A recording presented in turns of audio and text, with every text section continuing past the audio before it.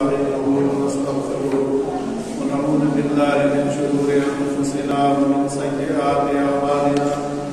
من يهده الله فلا مضل له ومن يضلل فلا هادي له وأشهد أن لا إله إلا الله وحده لا شريك له وأشهد أن محمدا عبده ورسوله أما بعد فقد قال الله تعالى في القرآن المجيد والفرقان الحميد أعوذ بالله السميع العليم من الشيطان الرجيم بسم الله الرحمن الرحيم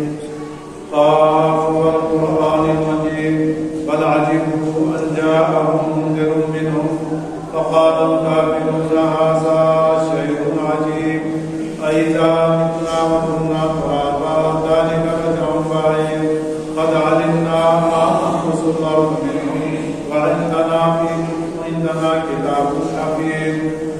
بل كذبوا بالحق لما جاءهم فهم في أمر مريض أفلم ينظروا إلى السماء فوقهم كيف بنيناها وزيناها وما لها من فروج والأرض مددناها وألقينا فيها رواسي وأنبتنا فيها من كل زوج بهيج تبصرة وذكرى لكل عبد منيب ونزلنا من السماء ماء مباركا فأنبتنا به جنات وحب النخيل والنخل باسقات لها طلع نضيد رزقا للعباد وأحيينا به بلدة ميتا كذلك الخروج كذبت قبلهم قوم نوح وأصحاب الرس وثمود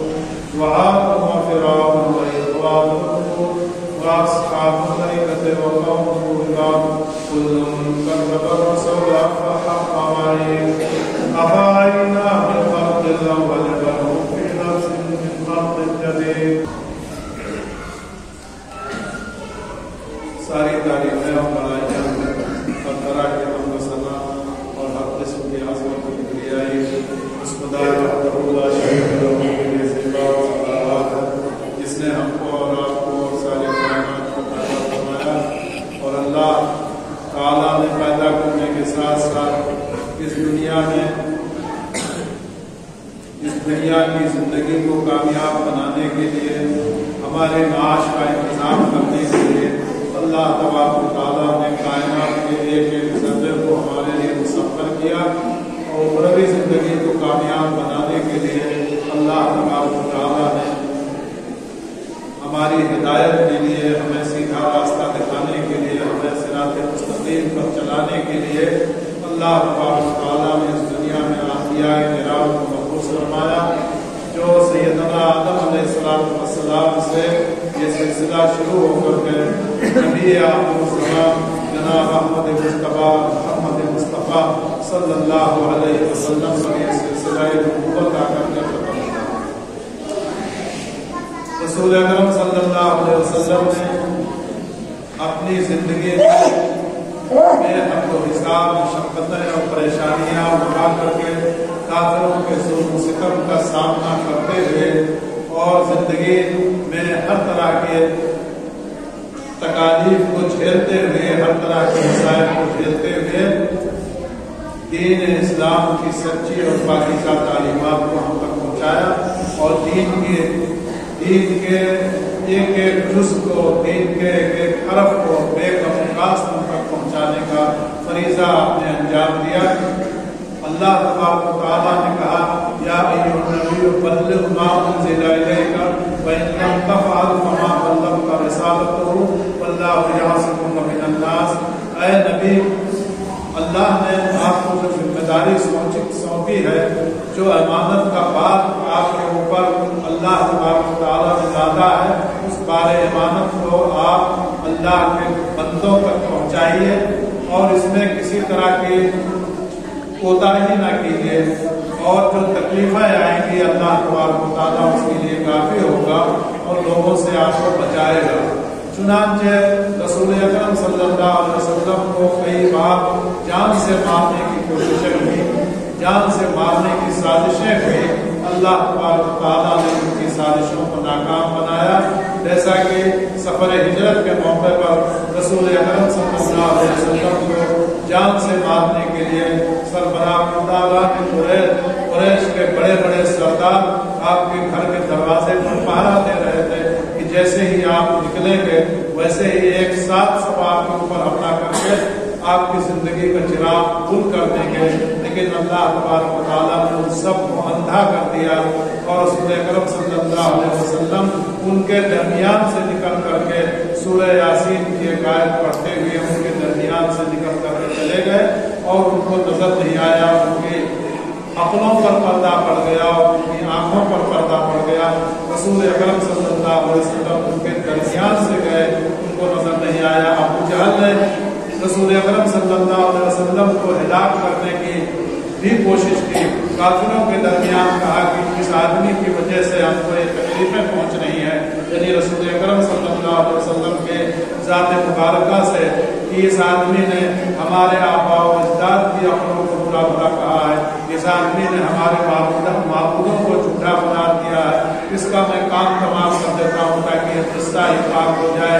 एक बहुत बड़ा पत्थर उठा करके वो ले गया और रसूल अकरम सल्लल्लाहु अलैहि वसल्लम के ऊपर वो पत्थर मारना ही चाहता था कि आपके ऊपर जब आप हरम के अंदर तशरीफ फरमा थे तो अल्लाह ने उसके ऊपर अपना अज़ाब इस तरह से भेजा कि उसका हाथ उस पत्थर से चिपक गया, किसी तरह से उसके हाथ से वो पत्थर छूट ही नहीं रहा था और परेशान होकर के वो वहाँ से भागा। और उसके बाद जो है आया, काफिरों ने उसके साथियों ने पूछा कि तुम तो गए थे मोहम्मद सल्लल्लाहु अलैहि वसल्लम को जान से मारने के लिए, लेकिन क्या हुआ, तुम अपने मकसद में कामयाब क्यों नहीं हुए? उसने कहा कि मैंने जब ये इरादा किया तो एक बहुत बड़े दांतों वाला बहुत बड़ा ऊंट आ गया सामने, अगर मैं अपने इस इरादे को अमली जामा पहनाता तो वो ऊंट मुझे चबा जाता। अल्लाह तबारक व तआला ने रसूल अकरम सल्लल्लाहु अलैहि वसल्लम को फरमाया कि वो जिब्राइल थे जो अल्लाह ने मेरी हिफाजत के लिए उनको भेजा था। कितने बेशुमार वाक़यात ऐसे पेश आए कि रसूलुल्लाह सल्लल्लाहु अलैहि वसल्लम को जान से मारने की कुरैश ने तदबीर की, लेकिन अल्लाह तबारक व तआला ने सारी तदाबीर को उनके ऊपर उलट दिया और वो अपने मकसद में कामयाब नहीं हो सके।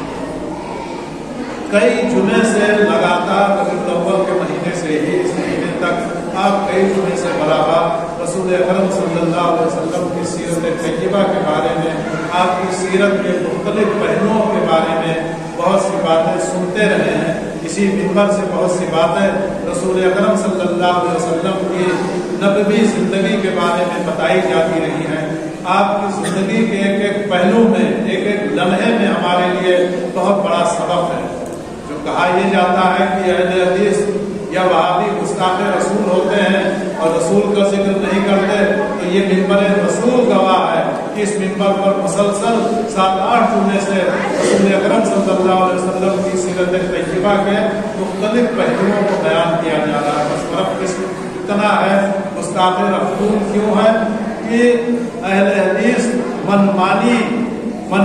इस्लाम को लोगों के सामने पेश नहीं करते हैं और रसूल अकरम सल्लल्लाहु अलैहि वसल्लम की मोहब्बत के झूठे दावे नहीं करते हैं। रसूलुल्लाह सल्लल्लाहु अलैहि वसल्लम की मोहब्बत का तकाजा यह है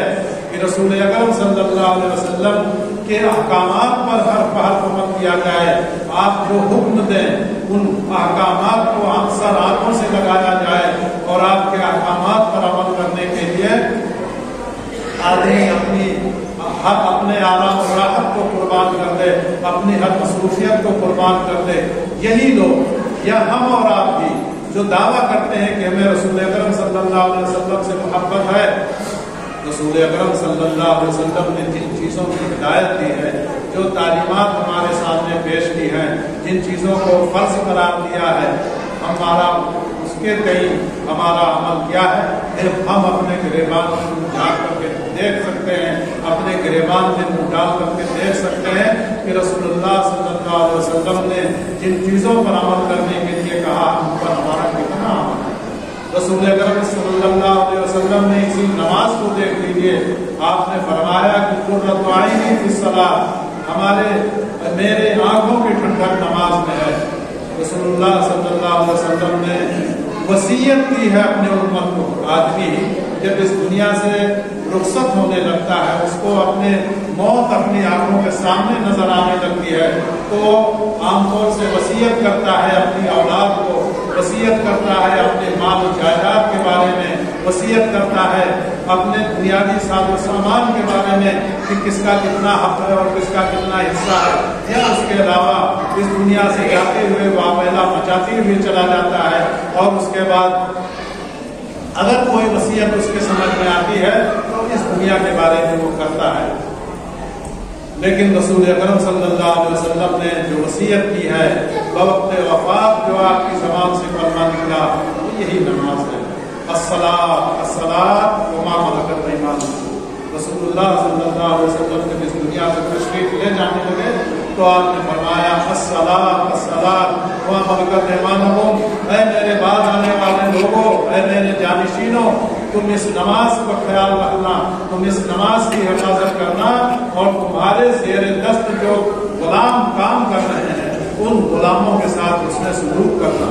ये रसूलुल्लाह सल्लल्लाहु अलैहि वसल्लम की वसीयत का एक हिस्सा है कि आपने सबसे ज्यादा नमाज के लिए तलकीन की। इस दुनिया से जाते जाते, इस दुनिया से रुखसत होते होते आपने नमाज की तलकीन की। लेकिन हमारा हाल क्या है? आज यही मस्जिदें जुमे के दिन तो पूरी भर जाती हैं, इसी मस्जिद की सारी समय भर जाती है, ऊपर की मंजिलें भी भर जाती हैं, लेकिन आम नमाजों में क्या हाल है कि बमुश्किल 3 सब नमाजी होते हैं। तो क्या नमाज सिर्फ जुमे में फर्ज है? नमाज तो एक फरिज़ा है, ये कोई नफली इबादत नहीं है कि जुमे को आपने कर लिया,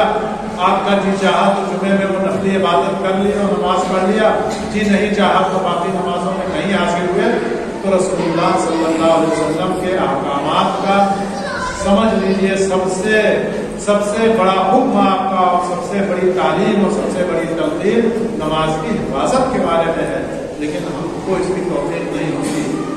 उन लोगों की भी तौफीक नहीं होती जो ज़बान से नमाज के दावे करते हैं, और उन लोगों को भी उसकी तौफीक नहीं होती जो दावे तो नहीं करते हैं लेकिन ये समझते हैं कि हम रसूलुल्लाह सल्लल्लाहु अलैहि वसल्लम की इज्जत हमारे दिलों में, आपका वक़ार, आपकी इज्जत हमारे दिलों में बहुत ज़्यादा है, लेकिन दोनों तरफ का खाना खाली है। बहुत अफसोस की बात है। रसूल अकरम सल्लल्लाहु अलैहि वसल्लम सहाबे किराम के आपके जानिसार सहाबा आपकी बातों की तरफ कैसे लपकते थे कि ना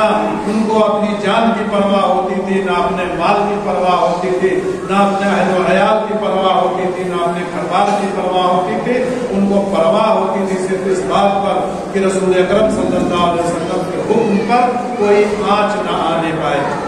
और रसूलुल्लाह सल्लल्लाहु अलैहि वसल्लम के हुक्म की तामील में हमसे किसी तरह की कोई ताख़ीर और न हो जाए, कोई कसूर न सरजद हो जाए।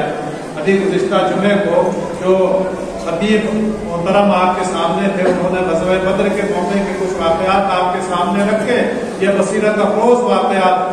तमाम जंगों में, तमाम ग़ज़वात में आप इसका मुशाहिदा कर सकते हैं, जिसमें नबी करीम सल्लल्लाहु अलैहि वसल्लम की बहादुरी और बेजिगरी के वाक़यात भी हैं, और रसूलुल्लाह सल्लल्लाहु अलैहि वसल्लम के इम्तिसाल अम्र और आपकी इताअत के वाक़यात भी हैं। उसी जंग बदर के मौके पर जिसका जिक्र गुज़िश्ता जुमे को भी हुआ, उसमें रसूलुल्लाह सल्लल्लाहु अलैहि वसल्लम जब अपने जानसार सहाबा को, मुहाजिरीन और अंसार को लेकर के निकले थे, इरादा कोई जंग का नहीं था, बल्कि जो कुरैश का काफिला आ रहा था शाम से मक्के की तरफ जाने के लिए, मदीने से रास्ता होकर के गुजरता था, तो रसूलुल्लाह सल्लल्लाहु अलैहि वसल्लम ने कहा काफिला आ रहा है और काफिले में काफी साजो सामान है, उसको चलकर हासिल किया जाए। यहाँ पर एक बात कहना चाहता हूँ कि कोई रसूलुल्लाह सल्लल्लाहु अलैहि वसल्लम नऊज़ु बिल्लाहि मिन ज़ालिक कोई लूटमार करने के लिए नहीं आए थे कि किसी काफिले पर हमला करके हम उसको लूट लेते, बल्कि बात ये थी रसूलुल्लाह सल्लल्लाहु अलैहि वसल्लम ने बात बताई भी कि हम मुहाजिरीन जो मक्के से आए हैं तो हमारा सारा मालो असबाब छीन लिया गया, हमारा घर बार छीन लिया गया, हमारी तिजारत से हमको महरूम कर दिया गया, हमारा माल, हमारा रुपया पैसा, हमारी नकदी, हमारा सारा सामान हमसे छीन लिया गया। तो ये सामान हम लुट पिट करके लुटा पिटा काफिला हमारा मुहाजिरीन का मदीने पहुंचा है, तो हमको ये हक मिलता है कि जिस तरह से उन्होंने हमको हमारे साथ सामान से महरूम कर दिया है, इसी तरह से हम उनके काफिले पर हमला करके उनके साथ सामान से उनको महरूम करने। बात इतनी थी ایسا نہیں ہے کہ رسول اکرم صلی اللہ علیہ وسلم نعوذ باللہ کوئی لوٹ مار کرنے کے لیے آئے تھے یا ان کو دنیا کی کوئی لالچ نہیں. بہرحال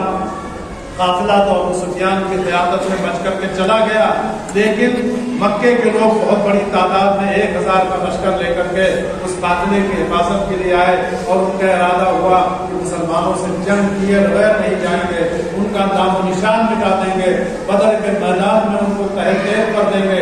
رسول اللہ صلی اللہ علیہ وسلم کو ان کے عزائم کا، ان کے ارادوں کا نہیں ہوا. چونکہ صحابہ کرام قافلے کے اس میں آئے تھے اور اس قافلے کو پر حملہ کرنے کے لیے یہ 300 کی تعداد میں، 300 سے زائد کی تعداد میں جو لوگ آئے تھے، کچھ لوگ اس کو 313 کی تعداد میں محدود مانتے ہیں. ایسا نہیں ہے، صحیح حدیث سے کوئی آیا تاریخ سے ثابت نہیں ہوتا ہے، لیکن یہ بہت مشہور بات ہے کہ 313 کی تعداد کی. صحیح یا غلط 313 کی تعداد تھی، صحیح تاریخ کے حساب سے، صحیح روایت کے حساب سے 300 کچھ اوپر کی تعداد تھی.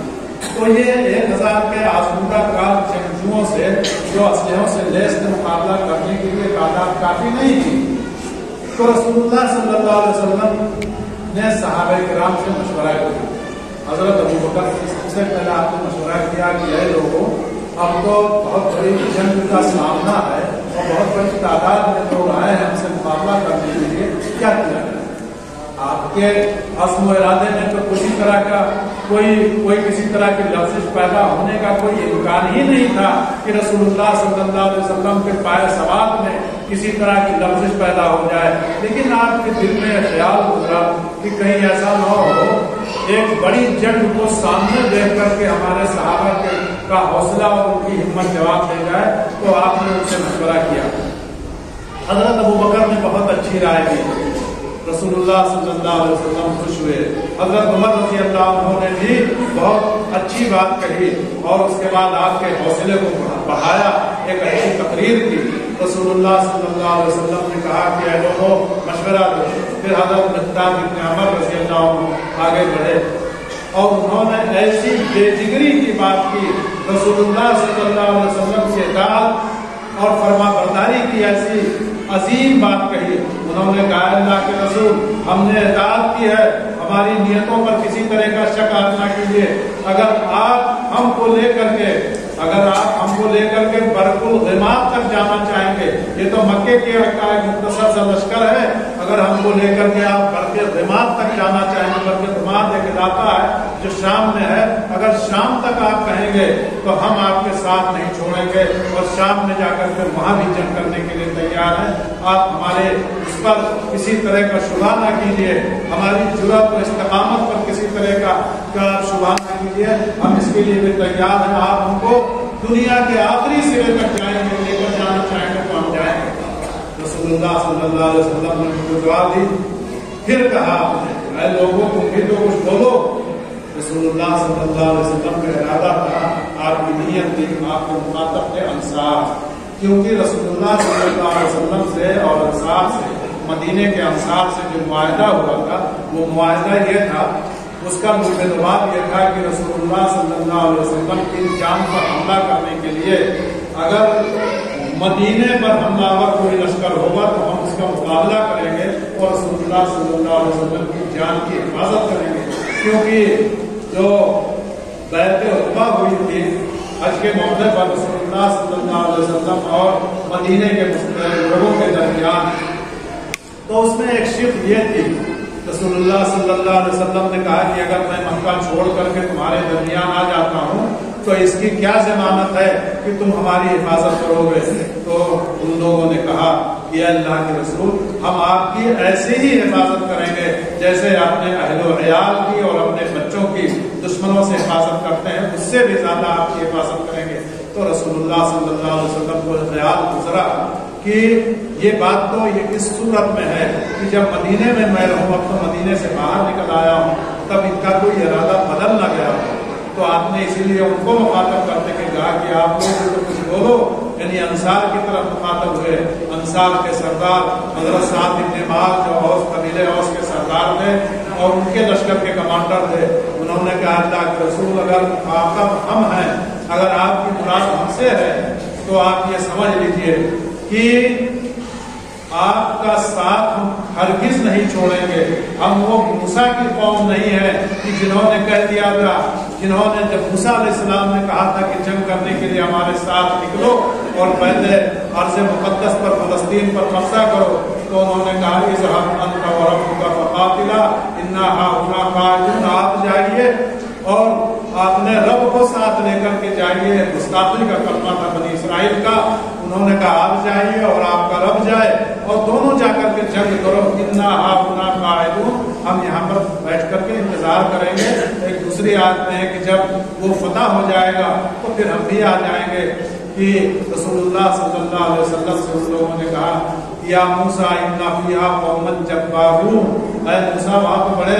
بہادر اور بڑے ظالم لوگ ہیں، ان سے لڑنے کی ہمارے اندر طاقت نہیں ہے. تو حضرت سعد ابن معاذ نے اسی کا حوالہ دیتے ہوئے کہا تھا کہ آپ یہ امید نہ رکھیے، ہم آپ کے صحابہ ہیں، آپ کے اوپر جان قربان کرنے والے صحابہ ہیں. یہ موسیٰ کے حواریوں اور بنی اسرائیل نہیں ہیں جنہوں نے کہہ دیا تھا کہ آپ جائیے اور اپنے رب کو لے کر کے جائیے اور مقابلہ کیجیے، ہم انتظار کریں گے اور ان بہادروں سے اور ان جانبازوں سے مقابلہ کرنے کی ہمارے اندر طاقت نہیں. اللہ کے رسول صرف اتنی سی بات نہیں ہے، آپ ہم کو لے کر کے کہیں گے کہ سمندر میں چھلانگ لگا دو، ایک سیکنڈ کی تاخیر نہیں کریں گے سوچنے میں کہ ہمارا انجام کیا ہوگا. ہم سمندر میں چھلانگ لگا دیں گے اور آپ ہماری جان مانگیں گے تو ہتھیلی پر رکھ کر کے اپنی جان آپ کو پیش کر دیں گے. ہمارا مال مانگیں گے تو اپنا سارا مال آپ کے اوپر لٹا دیں گے. جو مال آپ لے لیں گے تو ہمیں زیادہ محبوب ہوگا بنسبت اس مال کے جو آپ چھوڑ دیں گے. یہ صحابہ کرام کا جذبہ تھا. یہ رسول اللہ صلی اللہ علیہ وسلم کے اطاعت اور آپ کی محبت کا جو یہ ثبوت صحابہ کرام نے دیا. آپ کو ان کا ہے، آج تو زبانی دعوے ہیں اور اس کے بعد اصل جب عمل کرنے کا وقت آتا ہے تو پھر یہ دعوے ہوا ہو جاتے ہیں. رسول اللہ صلی اللہ علیہ وسلم نے عرب کی مٹھی میں شراب کو آپ جانتے ہیں کہ کس طرح سے پڑی ہوئی تھی. شراب ان کا اوڑھنا بچھونا تھا. شراب کے قطرے ایک ایک قطرہ وہ حلق سے نیچے اتارے بغیر وہ کھانا نہیں کھاتے تھے اور اس کے بعد وہ پانی کی طرح سے شراب بہائی جاتی تھی اور پی جاتی تھی. اسلام آیا تو فوراً شراب کی حرمت کا حکم نہیں آیا، بتدریج آیا، کئی بار میں آیا. پہلے کہا گیا کہ نماز شراب کی حالت میں، نشے کی حالت میں نماز کے قریب نہ جاؤ. لا تقربوا الصلاۃ وانتم سکارى، نشے کی حالت میں نماز کے قریب نہ جاؤ، تمہیں پتہ ہی نہ چلے کہ تم کیا پڑھ رہے ہو اور تمہاری رکعتیں کتنی ہو گئی. تو یہ بتدریج حکم آیا. لیکن ایک بار حکم آیا کہ شراب حرام کر دی گئی. حضرت انس بن مالک رضی اللہ عنہ بیان کرتے ہیں حکم کی تعمیل کیسے ہوتی ہے. ان صحابہ سے پوچھئے. حضرت انس بن مالک رضی اللہ عنہ بیان کرتے ہیں کہ میں قوم کا ساقی تھا. ساقی گری کا فریضہ انجام دیا کرتا تھا، یہ میرا کام تھا. میں لوگوں کو شراب پلایا کرتا تھا. حضرت طلحہ کے گھر میں شراب کی مجلس جمی ہوئی تھی اور میں ساقی کے فرائض انجام دے رہا تھا، لوگوں کو شراب پلا رہا تھا. شروع میں شراب حرام نہیں ہوئی تھی، سب مسلمان تھے. رسول اللہ صلی اللہ علیہ وسلم کے اوپر وحی نازل ہوئی. کیا وحی نازل ہوئی؟ انما الخمر والمیسر والانصاب والازلام رجس من عمل الشیطان فاجتنبوه. کہ شراب اور جوا اور ماسا اور یہ ساری چیزیں اللہ تبارک و تعالیٰ نے حرام کر دیا ہے، یہ گندگی ہے، اس کے قریب نہ جاؤ. رسول اللہ صلی اللہ علیہ وسلم نے اپنے فرستادہ کو بھیجا کہ جا کر کے مدینے میں اعلان کر دو کہ شراب حرام ہو گئی ہے. تو رسول اللہ صلی اللہ علیہ وسلم کے فرستادہ آئے، گلیوں سے آواز لگاتے ہوئے گزرے کہ اے لوگوں خبردار ہو جاؤ، اے لوگوں سن لو، اللہ اور اس کے رسول نے شراب کو حرام کر دیا. صحابہ کرام کے درمیان شراب کی مجلس جمی ہوئی تھی. ان نئے نئے مسلمانوں کے درمیان شراب کی مجلس جمی ہوئی تھی. جب اللہ کا حکم یہ پہنچا تو یہ نہیں سوچا کہ یہ ہمارے گھڑے کے گھڑے اور سراہیوں کی سراہیاں شراب سے بھری ہوئی ہیں، اگر یہ حرام ہو گئی ہے تو یہ ہمارا کتنا بڑا نقصان ہو جائے گا. ہم ان سراہیوں کو خالی کر دیں، اس کے بعد کل سے اس پر عمل نہیں کریں گے، یعنی کل سے شراب نہیں پئیں گے. اور یا یہ نہیں پوچھا کہ ہمارے ہاتھ میں جام ہے اور اس میں شراب ہے، شراب کا گلاس ہے، اس کو خالی کر دیں، اس کے بعد عمل نہیں کریں گے. یہاں تک کہ جو شراب پی رہے تھے اور ان کے منہ میں شراب تھی لیکن کان میں آواز گئی کہ اللہ اور اس کے رسول نے شراب کو حرام کر دیا ہے، انہوں نے فوراً وہی کلی کر دیا، اور اس کے بعد شراب کے مٹکے توڑ دیے گئے، شراب کے گھڑے توڑ کر کے پھینک دیے گئے، شراب کے جام توڑ کر کے پھینک دیے گئے۔ اور حضرت انس بن مالک بیان کرتے ہیں کہ ہفتوں مدینے کی گلیوں میں شراب کی دھول اچھی بسی رہی، جب صحابہ کرام نے فوراً شراب کے مٹکے توڑ کر کے پھینک دیے اور شراب کو گلیوں میں بہا دیا گیا۔ اس طرح سے شراب بہ رہی تھی مدینے کی گلیوں میں، جیسے برسات میں پرنالے کا پانی جب گرتا ہے تو پانی بہتا ہے۔ یہ تعمیل ہے ارشاد رسول اللہ صلی اللہ علیہ وسلم کے حکم کی تعمیل میں انہوں نے ایک لمحے کی دیری نہیں لگائی۔ یہ گھٹی میں پڑی ہوئی تھی ان کے شراب، اور اس کے بعد آسانی سے شراب نہیں چھوٹتی ہے، لگتی نہیں ہے منہ سے، چھوٹتی نہیں ہے منہ سے، یہ کافر لگی ہوئی شراب۔ شاعر کہتا ہے کہ جس کو شراب کی عادت ہو جائے آسانی سے نہیں چھوٹتی، لیکن رسول اللہ صلی اللہ علیہ وسلم کے صحابہ تھے، انہوں نے ایک سیکنڈ میں شراب کو چھوڑ دیا، اور اس کے بعد اس کی طرف دیکھا نہیں، پلٹ کر کے اس کے قریب نہیں گئے۔ میں آپ کو ایک بات اور بتاتا ہوں، ایک بات امریکہ میں شراب کی وجہ سے، شراب نوشی کی وجہ سے بہت سے واقعات ہونے لگے تھے، چوری چکاری، لوٹ مار، عصمت دری، اور اس کے بعد ٹریفک حادثات یہ شراب نوشی کی وجہ سے ہونے لگے تھے۔ تو وہاں کی حکومت نے، وہاں کے صدر نے یہ اعلان جاری کیا، آرڈیننس جاری کیا کہ شراب بینڈ ہے، شراب کو ممنوع قرار دیا جاتا ہے، آج کے بعد سے کوئی شراب نہ پیے۔ اس کے بعد کیا حالت ہوا، اس کے احتجاج میں، اس حکم کے احتجاج میں لوگ سڑکوں پر نکل آئے، فوج لگانی پڑی، پولیس لگانی پڑی، اور اس حکم کو ماننے سے لوگوں نے انکار کر دیا، اور اس کے بعد اتنا احتجاج ہوا، اتنی توڑ پھوڑ ہوئی کہ 500 آدمی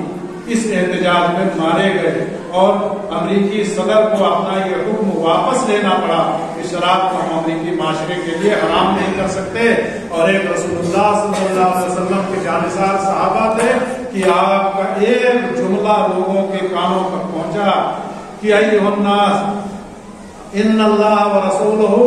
حرم الخمر، اللہ اور اس کے رسول نے شراب کو حرام قرار دے دیا ہے۔ ایک آدمی بھی، ایک آواز بھی مدینے کے کسی کونے سے نہیں اٹھی کہ ہم اس کے بغیر زندہ نہیں رہ سکتے ہیں اور ہم شراب کو چھوڑ نہیں سکتے ہیں۔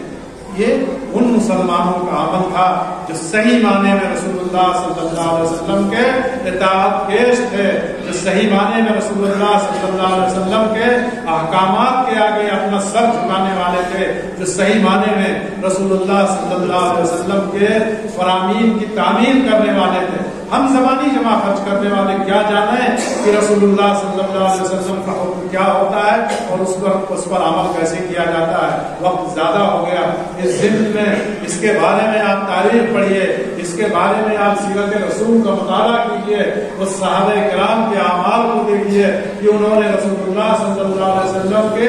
ایک ایک حکم کی تعمیل کے لیے سر دھڑ کی بازی لگا دی، اور کس طرح سے اپنے جان کی پرواہ نہیں کی، اپنے مال کی پرواہ نہیں کی۔ اللہ کا حکم ہے، اللہ کے رسول کا فرمان ہے، اس کے آگے پھر ان کو کچھ سوچنا ہی نہیں رہتا تھا۔ تو اطاعت رسول ہمارے لیے بہت اہم ہے، بہت ضروری ہے، اور اطاعت رسول کے اس پر عمل کریں گے ہم، تبھی ہماری نجات ہے۔ اللہ تبارک و تعالیٰ سے دعا ہے کہ ہمیں اور آپ کو سب کو دین اسلام پر چلنے کی توفیق عطا فرمائے، ہر اسلام کو ماننے کی توفیق عطا فرمائے، رسول اللہ صلی اللہ علیہ وسلم کے احکامات کی تعمیل کی توفیق عطا فرمائے۔ اللہ تبارک و تعالیٰ ہمیں دین اسلام کی تمام چیزوں کو پر عمل کرنے کی توفیق عطا فرمائے، اور اللہ تبارک و تعالیٰ ہم میں سے ہر شخص کو نمازی بنا دے، ہم میں سے ہر شخص کو اللہ کے بھیجے ہوئے فرائض پر عمل کرنے کی توفیق عطا فرما دے، ہر شخص کو نماز کی پابندی کرنے کی، زکوٰۃ کی پابندی کرنے کی، روزوں کی پابندی کرنے کی، اور سارے معاملات اور حقوق کو بجا لانے کی اللہ تبارک و تعالیٰ ہم سب کو توفیق عطا فرمائے۔ وآخر دعوانا الحمدللہ رب العالمین۔ بارک اللہ لنا ولکم فی القرآن العظیم ونفعني وإياكم بالآيات والذكر الحكيم إنه تعالى جواد كريم ملك بر